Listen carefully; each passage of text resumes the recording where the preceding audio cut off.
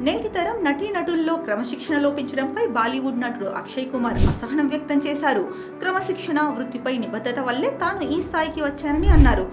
క్రమశిక్షణ లోపిస్తే జీవితంలో ఏమీ సాధించలేమని తెలిపారు. సూర్యుడి మాదిరిగా ఉదయాన్నే ప్రకాశించడం తనకు ఇష్టమని ఇటీవల జరిగిన ఓ కార్యక్రమంలో అక్షయ్ తెలిపారు. నాకు స్టార్ అంటే నక్షత్రంలా ఉండటం ఏమాత్రం నచ్చదు. ఎందుకంటే నక్షత్రాలు కేవలం రాత్రి మాత్రమే వస్తాయి. నాకు సూర్యుడిగా ఉండడం ఇష్టం. సూర్యుడి మాదిరిగా ఉదయాన్నే నిద్రలేస్తా.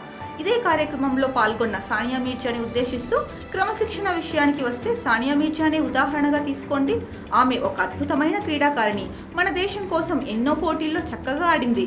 క్రమశిక్షణతోనే ఆమె విజయాలు సాధించగలిగింది. ఉదయాన్నే నిద్రలేవడం, ప్రతిరోజు ఆట ప్రాక్టీస్ చేయడం అంత సులభమా?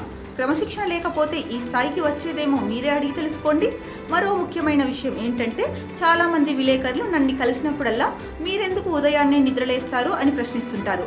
నాకు తెలిసి దానికంటే చెత్త ప్రశ్న ఏదీ లేదు. నన్ను అలాంటి ప్రశ్న అడిగే బదులు ఆలస్యంగా నిద్రలేచి సెట్కు లేటుగా వచ్చే నటీనటులను మీరెందుకు ఇలా ఉంటున్నారు అని అడిగితే బాగుంటుందని అక్షయ్ కుమార్ తెలిపారు.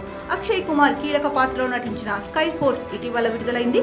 1965లో జరిగిన భారత్-పాకిస్తాన్ వైమానిక యుద్ధం నేపథ్యంలో సాగే చిత్రం ఇది.